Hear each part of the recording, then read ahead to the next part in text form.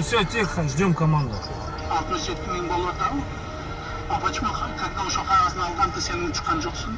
Я басында эле айттым, 95 000 сом. Сейчас вот эти документы делаются. Я клиента уже нашел.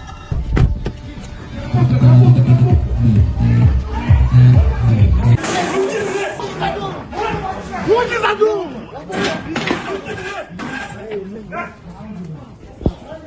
Фамилия, имя? Фамилия, имя, отчество?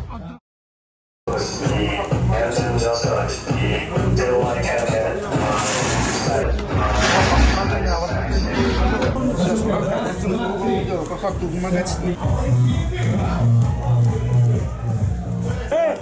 Правый карман. Денежные средства.